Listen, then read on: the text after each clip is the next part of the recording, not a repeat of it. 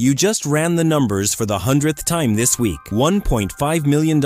It's sitting there in your retirement account, and part of you feels proud, but another part of you, the part that wakes up at 3 a.m., is whispering, is this actually enough? You've worked 30 years for this number. You've sacrificed vacations, driven the old car a little longer, said no to things your friends said yes to without blinking, and now you're standing at the edge of retirement.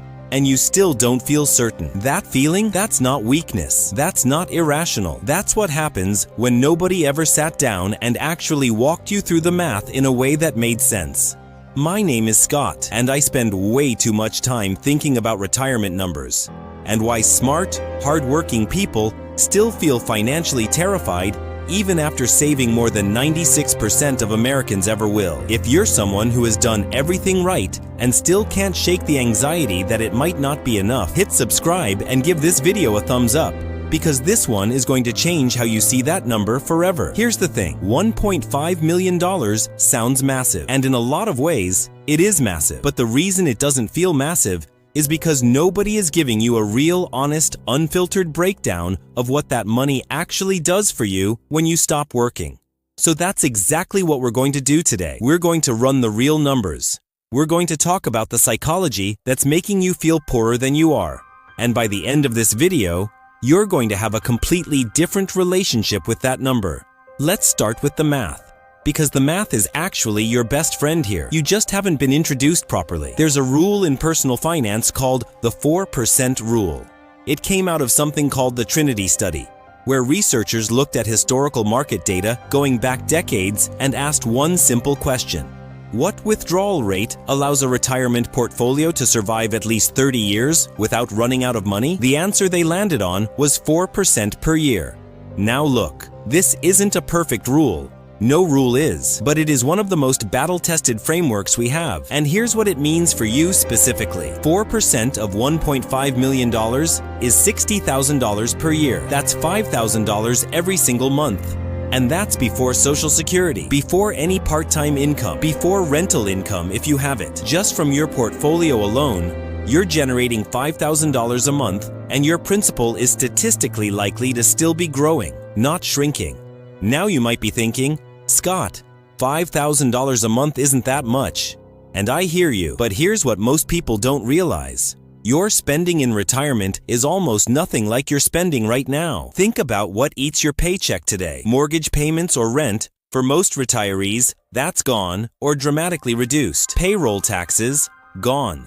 Retirement contributions, gone, obviously. Work clothes, commuting costs, lunch is out. The coffee you grab because you're exhausted from the job you no longer have, gone, gone, gone, gone. Studies consistently show that most retirees spend between 70 and 80% of their pre-retirement income. So if you were living on $80,000 a year while working, you're likely comfortable on $56,000 to $64,000 in retirement. And guess what $60,000 a year looks like? It looks exactly like what $1.5 million generates at 4%. But we're not even done yet, because we haven't talked about the thing that actually makes this number genuinely comfortable rather than just survivable.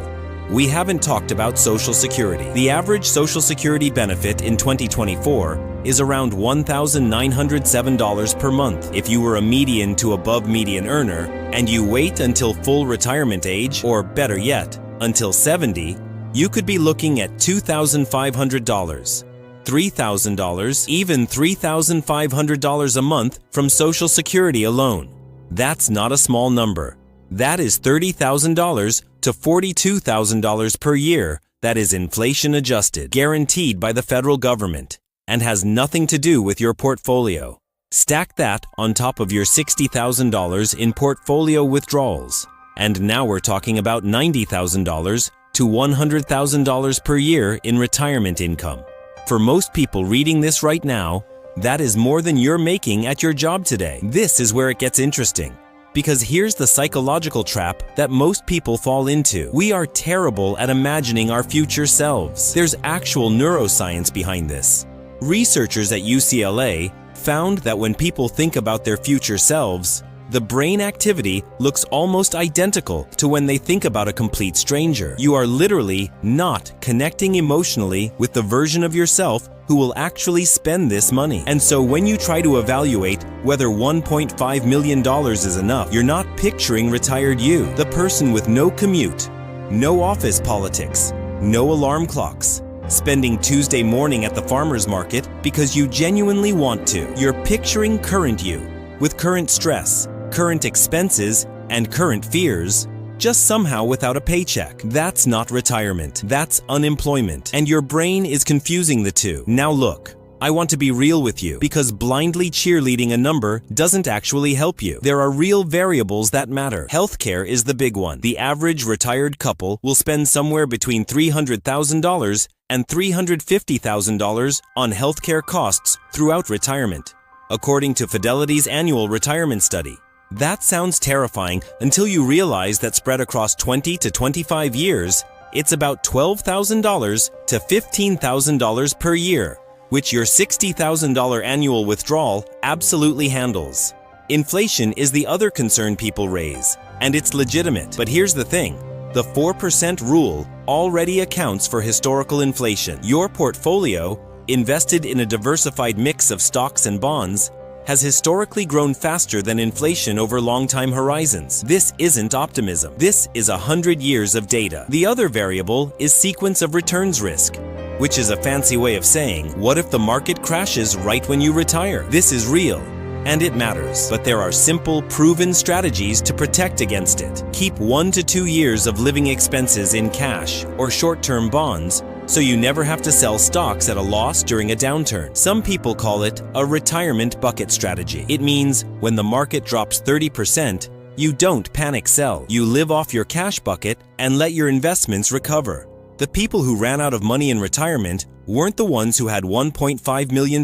They were the ones who had $1.5 million and made emotional decisions during downturns. Here's what I want you to actually take away from this.